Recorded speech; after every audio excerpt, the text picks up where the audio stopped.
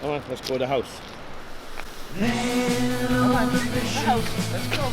To the house.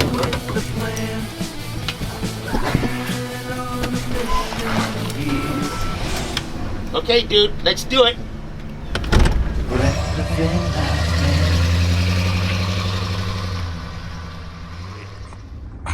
It is early, and this is what I'm waking up to. We lowered the canopy down last night because there was supposed to be some big winds. Tightened it all up, and it still did not. And I didn't even hear it. That's the worst thing. Okay, let's go see.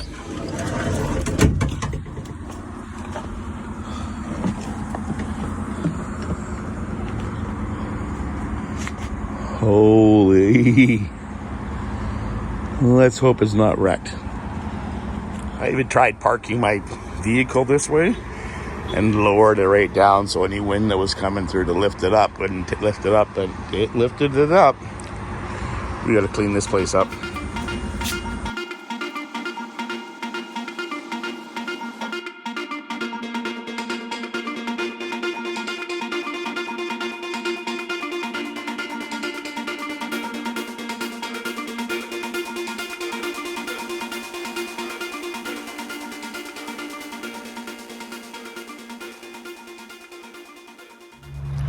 That's basically the only damage there was. The outside bar does have a pin that goes in there. They're slightly bent, but they're made from really good aluminum. That's why you buy good products, because you need them to last, especially when they get abused like that in a hurricane forced winds here on Vancouver Island. That looks good though.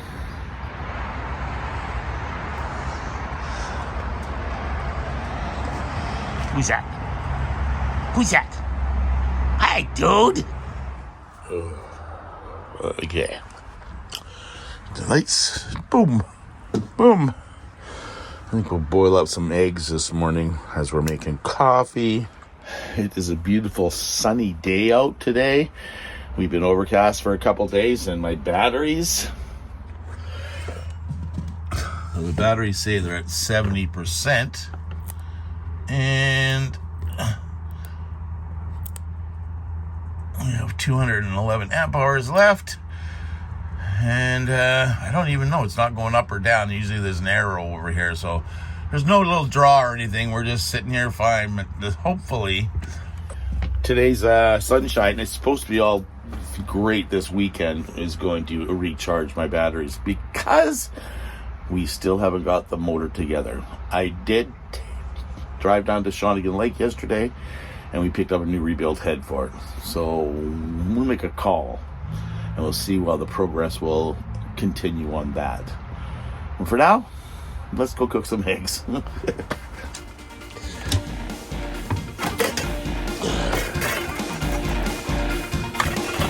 Whoops.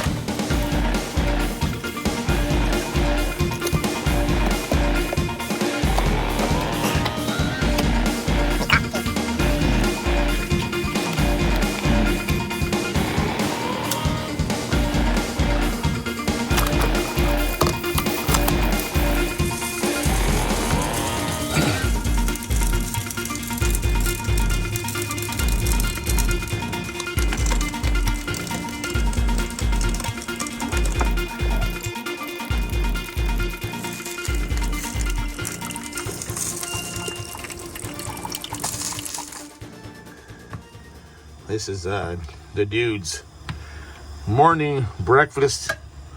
I also give him this for dinner. It's called rollover. It's fake soft food. Bite-sized morsels for the little dude. Right, buddy? You're such a good boy. Buddy's getting fed. We're about to boil. Coffee's next to me. And today, well, it's going to be a slow day. It's a beautiful day, so I'm going to enjoy it. I got a clogged sink and my propane heater I installed still isn't working. We can't get it to fire up, so I'm gonna disconnect the line and hook it up to a portable line to see if it has something to do with the lines I put in.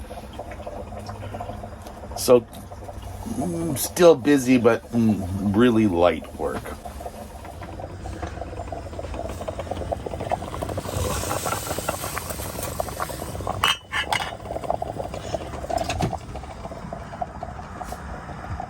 Blue skies shining on me, nothing but blue skies for me. I'll have to go listen to it again. Okay, back to work. There we go.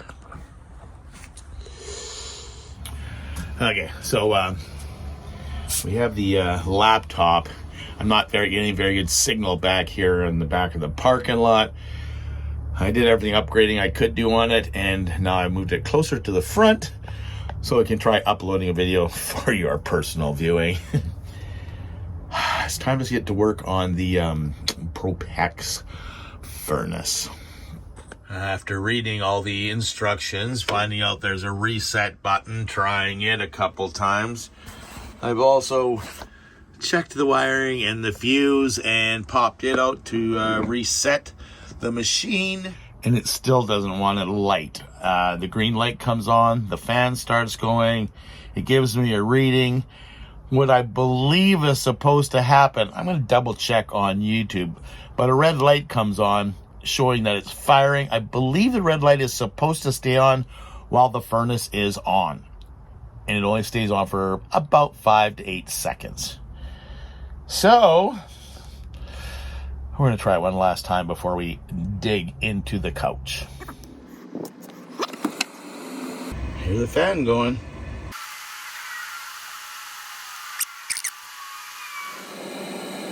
Well, I'll be darned. We have hot air.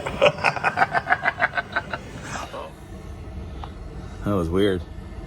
It stayed on extra long that time, and I could actually feel heat coming through the air vents, and now it stopped. I'm wondering if it's having issues starting up. Okay, the red light's on again. And it went off. I'm going to start tearing apart the couch, and the furnace is down here. I'm not going to lie, this has been one of the easiest installs I've ever done. So I'm a little confused about why it won't start. Those are all brand new gas lines. They basically come over here. We have them teed up under that box there. The T goes to the fireplace and to the PROPEX furnace, and the fireplace works. So why doesn't the PROPEX work? And the only thing is that different is it has one line coming from the T. So what I gotta do is I gotta go outside and shut off the propane, and I'm gonna rehook up an external propane source. I'm gonna bring a bottle in here and hook the bottle up to the actual furnace, and we'll see if it'll start on a different propane. If it starts on the other propane line that we tested it on, and then there's something wrong with this line or the T. That's what I'm assuming. Why is it always like 4 steps forward and 3 steps back? Okay, let's get at it.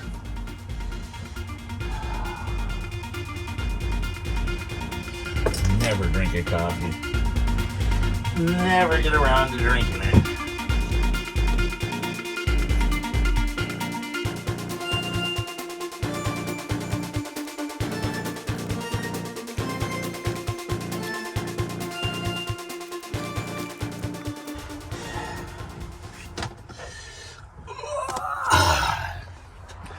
I just wanted to expose it in case we have to do that. I have to drain the hose. I'm gonna go outside, turn the tank off, and we'll light the fire in the fireplace, and we'll burn off any excess.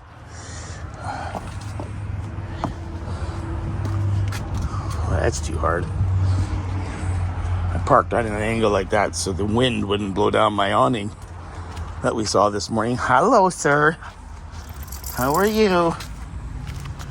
Yeah? Up.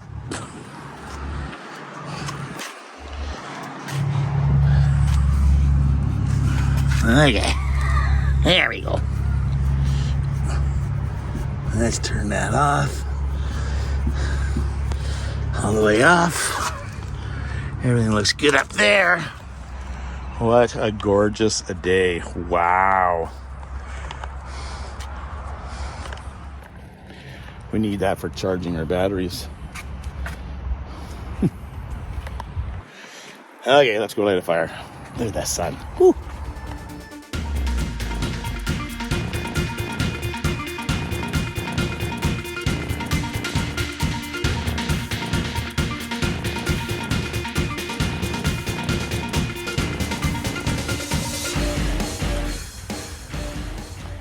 And that's it.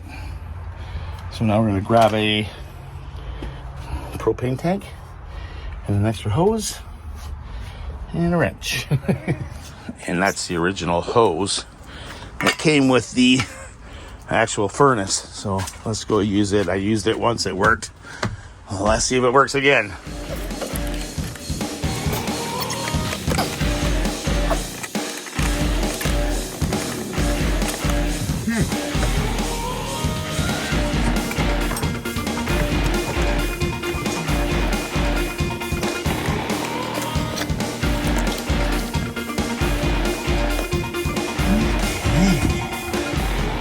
There we go.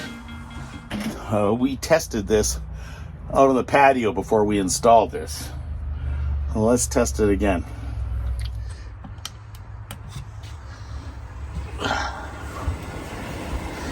Okay, please start. Well, I'll be damned. It's working.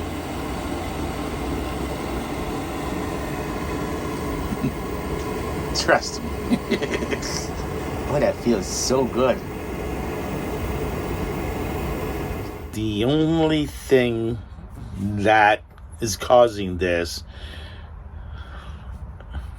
is maybe there's not enough pressure, maybe there's blockage in the line, or maybe blockage in the T. So I'm going to disconnect the whole line, take it into the shop, blow some air through it.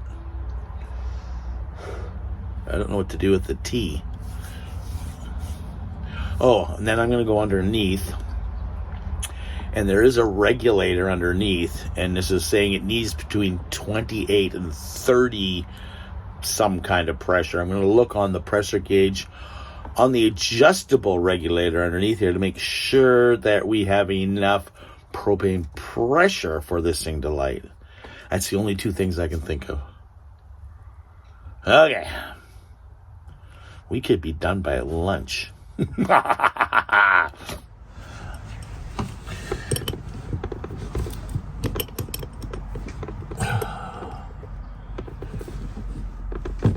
My favorite tool, the Newfie thumb wrench.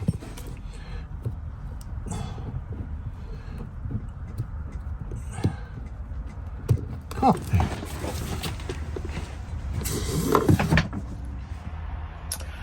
Okay, I got the hose blown out. There wasn't anything in it, and it smelled like propane. So I'm going to go back to checking see if there's enough pressure, and crank the pressure up to 30 plus or whatever like that, and see if that helps.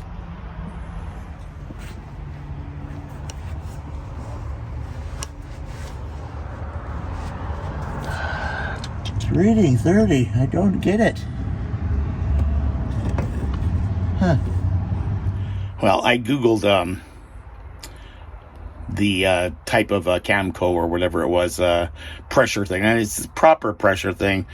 Is that the right pressure and everything like this? So I cracked open the tank, and you know that I have this inside. That's right. A disconnected T.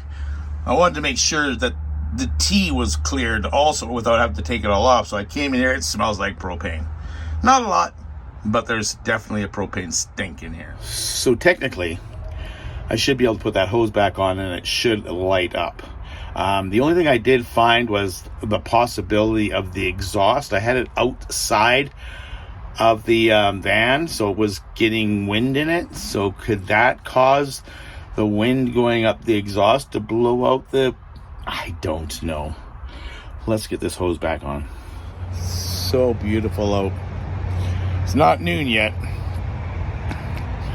but after massive an hour's worth of research online, I did find a installation type of thing. It's on there, and they were using all hardline like this stuff. And then I remembered this was hooked up to mine before it went to a hose. I'm wondering if this was the only problem for the pressure to get down to its right size. I'm hoping that when I go to put this on, it'll start and fire. Because we cleaned everything else out, and the only thing that's all I can think of is something's wrong with the pressure or something, because everything else is working great. I'm gonna have a coffee and then install this. Well, it turns out it doesn't quite work. This comes out of the machine, goes up to here. That doesn't fit in there, so we have to find another one of these. Hopefully I'm just across the street down here at Home Hardware. That's right. It's a family-owned business. Let's go for a drive. Well, we're back from the store. Sorry, I forgot you guys here. I'm hoping this part here is going to be the right one.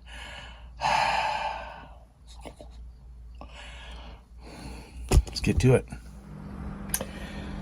2 hours later, I broke that piece.